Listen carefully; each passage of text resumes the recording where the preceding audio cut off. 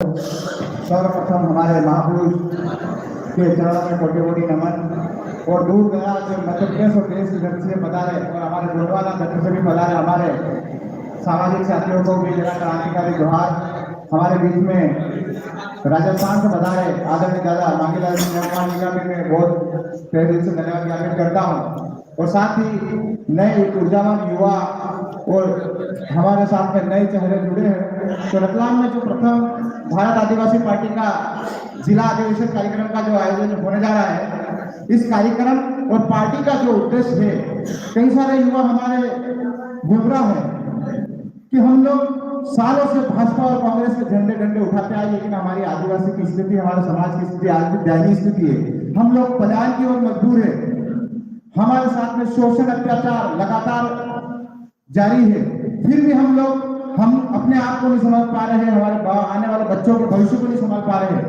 आज आदिवासी देश आजाद हुआ 70-75 साल होने के बाद भी हमारे आदिवासियों का जो दशा है और दिशा है, वो आज भी कोई बदलाव नहीं हुआ है। उसी को चिंतन मंथन करते हुए राजस्थान से उठा ये भूचाल भारत आदिवासी पार्टी का हमारे काजी दादा रोज जी भी हमारे बीच में है।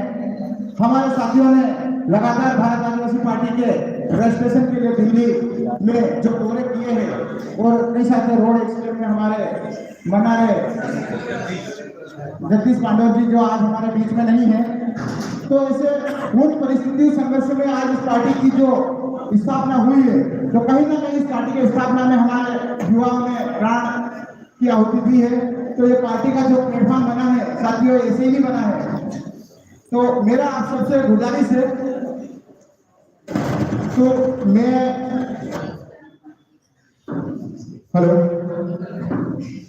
सिर्फ समस्या पे बात करूंगा, समाधान आप लोगों को खुद निकालना है, क्योंकि मैं एक स्टूडेंट हूं और भील प्रदेश विद्यार्थी मोर्चा का प्रदेश संयोजक की जिम्मेदारी है। तो मैं मध्य प्रदेश रतलाम जिले में जो आयोजित कार्यक्रम जिला अधिवेशन पार्टी के उद्देश्य को लेकर हमारे पूर्व वक्ता ने बताया है और जो भी हमारे राष्ट्रीय कार्यकारिणी के पदाधिकारी है पार्टी के उद्देश्य के बारे में वो बताएंगे। थोड़ा मेरा ये प्रकाश है कि हम लोग समस्याओं को लेकर लगातार बोलते हैं, लेकिन समस्याओं का समाधान नहीं होता। उसका मेन कारण है कि कई लोग हमारे मध्य प्रदेश के अंदर ऐसे युवा है जो समाज के प्रति अच्छा सोचते हैं, अच्छा बोलते हैं और समाज की सामाजिक गतिविधियों में पार्टिसिपेट करते हैं, लेकिन कोई वो मूल उद्देश्य से भटके हुए हैं। साथ ही हमको सबसे महत्वपूर्ण शिक्षा समाज का इतना महत्वपूर्ण जिम्मेदार है, ताकि आप लोग शिक्षित हो जाओगे, शिक्षित से समस्याओं का समाधान होगा और आप लोग सही गलत का फर्क का अंतर कर पाओगे। भारत आदिवासी पार्टी का उत्थान का उद्देश्य यह है कि हम लोग आज देश में, चाहे विधानसभा हो, चाहे जयपुर का विधानसभा, मध्य प्रदेश की विधानसभा हो, चाहे दिल्ली का संसद हो, हमारे लोग हमारे अधिकारों का संरक्षण करने के लिए हमारे लोगों को जब तक हम विधानसभा लोकसभा में नहीं भेजेंगे, तो हमारे अधिकारों का जो संवैधानिक अधिकारों का आज खुलेआम देश के अंदर उल्लंघन हो रहा है।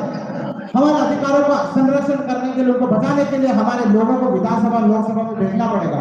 कई सारे युवा, हमको तो राजनीति से कोई मतलब नहीं है, हम तो भाजपा और कांग्रेस के झंडे उठाते आए हैं, उठाते रहेंगे, लेकिन ये आने वाली जो क्रांति है 21वीं सदी, युवाओं की ऐसी वोट बैंक की क्रांति है, आने वाले देश के लिए दिशा और दशा बदलने के लिए ताकत रखती है। तो आज ये कारवां जो चल रहा है, पूरे देश भर में आदिवासियों का जो डंका बज रहा है, कहीं ना कहीं हम देख सकते हैं। अभी मैंने कल फेसबुक पे देखा है, नगीना सांसद आदरणीय भैया चंद्रशेखर आजाद जी का जो स्टेटमेंट था कि जितने भी लोग इस आंदोलन में बैठे हुए, हम लोगों को पैसेज बना के, घेरे बना के बैठना है, प्रशासन हमारी गलती का इंतजार कर रहे हैं। और आज हमारे युवा, मैंने उन बात को सीखा, आज हमारे युवा आवाज में आकर पुलिस के आगे हाथापाई करने लग जाते हैं, कानून को नहीं मानते हैं, सरकार को बोलते हैं हमारी जेब के अंदर है। तो देश में रूल ऑफ लॉ का शासन है, तो रूल ऑफ लॉ के शासन के अनुसार हमको काम करना पड़ेगा।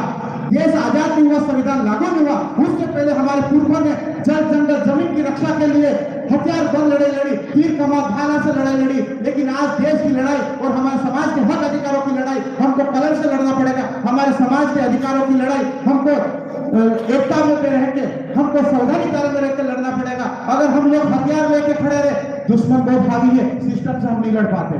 हमको सिस्टम को हरवाने के लिए, सिस्टम की जान को समझने के लिए हमको सिस्टम में घुसना पड़ेगा।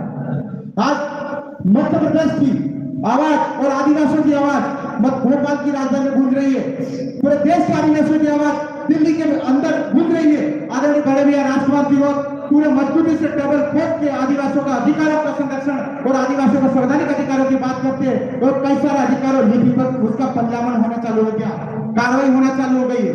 तो आज हम लोगों को हमारे संवैधानिक अधिकारों को बचाना है तो हमको सिस्टम पे कब्जा करना पड़ेगा, संविधान में के अनुसार काम करना पड़ेगा। हम लोग कई सारे युवा जागरूक है, अच्छा है, लेकिन सबसे ज्यादा समाज के अंदर जो पीड़ा है वो है नशा।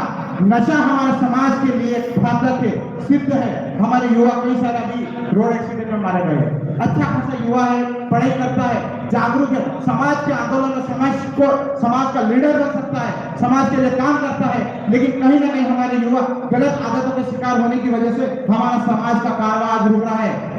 साथियों, आज पूरे मध्य प्रदेश के युवा यहाँ उपस्थित हुए, तो मैं आप सबसे मैं गुजारिश करना चाहता हूँ कि आप पढ़ लिख कर शिक्षित बने, संविधान को जानिए और संविधान के अनुसार आप काम करें, क्योंकि सिस्टम और जो संविधान की ताकत है एक मजबूत ताकत है। आप देश की राजधानी क्या दिल्ली हो, सुप्रीम कोर्ट तक आप लोग लड़ सकते हो और आपको न्यायपालिका आपको न्याय देगा। न्यायपालिका और कानून पे आपको भरोसा करना होगा। आप लोगों को उकसाने के लिए, आप लोगों को भ्रमित करने के लिए, आप लोगों को उकसाने और भ्रमित करने से और आप लोगों को पुलिस थाने में जेल में ठूसने के लिए भी आप लोगों को भाजपा कांग्रेस के लोग काम करेंगे। पार्टी का उद्देश्य सिर्फ आदिवासियों को उत्थान करना नहीं है, पार्टी का उद्देश्य शोषित, वंचित, पीड़ित हर एक युवाओं को, हर एक समाज को, जो दबे कुचले शोषित अल्पसंख्यक युवा हमसे और समाज हमसे जुड़ा है, वो सभी की आवाज एक बुलंद आवाज के रूप में आज काम कर रही है।